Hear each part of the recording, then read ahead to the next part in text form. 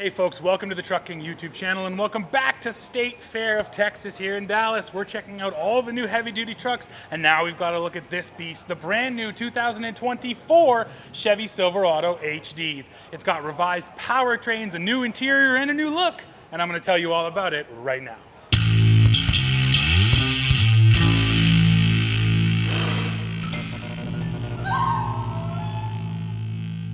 Let's start by talking about powertrain. So there are still two different engines available, the base 6.6 liter gas V8 and then this big 6.6 liter Duramax diesel. Now if you go for the gas, you're getting the same numbers as before, 401 horsepower, 464 pound-feet of torque, and that is now sent through a 10-speed automatic. That is a big upgrade for this model here. They've taken the gas and matched it with the 10-speed.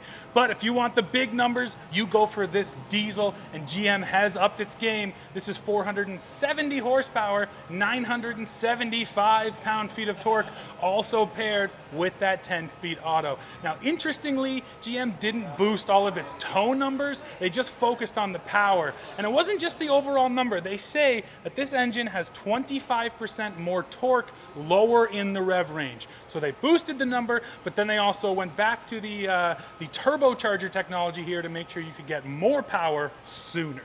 Now we have to just talk about the styling because it has been revised. The first thing I'm going to point out, this right here is the new Midnight Edition High Country, so you're getting this monochromatic blacked out look. It's pretty cool. And you may have noticed that those are huge wheels. Those are 22-inch wheels now available on this heavy duty pickup truck.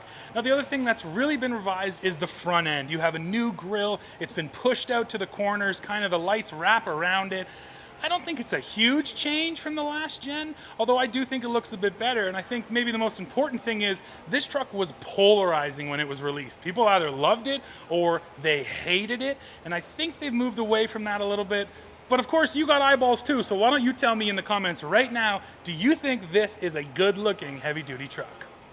So this truck looks different from the outside, but I think it looks even more different inside. This interior was in great need of an overhaul. General Motors knew that, so they first focused on the 1500 Silverado and Sierra, and now those interiors have migrated here to the HDs, and that is a good thing. The truck we're looking at right here is a High Country, top of the line, so you're getting a nearly 14-inch screen up there in the center stack, just over a 12-inch driver info cluster screen, fully digital to deliver all your information. You're getting other features here like wireless cell phone charging and a rear camera mirror and a head-up display. So all the technology is here, but more so than the tech, I just think it looks a lot nicer now. There's some real wood used in here, which looks good. The screen setup, yeah, they've really come a long way in the interior. And once again, why don't you let me know what you think of this new HD interior? Now I have to mention the new off-road truck. Yes, there's going to be a heavy-duty Zr2 or Zr2. We just don't know anything about it. Chevy went ahead and released this teaser photo, so all we've seen is the little badge. But if HD Zr2 follows the formula, we're going to be getting lockers in the front and the rear, and that really cool suspension setup by Multimatic. So this is becoming a really crowded space. We now have the Rebel from Ram, Ford upped their game with the new trimmer, and Chevy stepping into this space too with the Zr2. And as soon as we have details on that HD off-roader, we'll share them with you.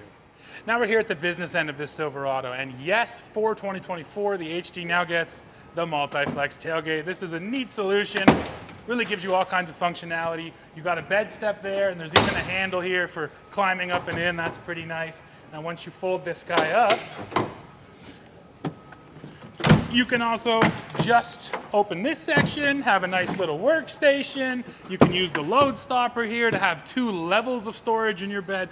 It's a pretty smart solution, and we'll have to still wait and see because it's still kind of new, you know, in 5-10 years how these things are looking. I think there's concerns there. Besides that though, functionality here is excellent. Now the other thing that GM spent a lot of time doing was adding trailering technology to this truck. It wasn't just about the numbers, it was about making it easier to tow. So we have things like adaptive cruise control with the trailer, and that's actually going to account for the weight of the trailer. So it's going to know exactly what you have on, and then adjust your stopping distances and your following distances, which is a smart thing.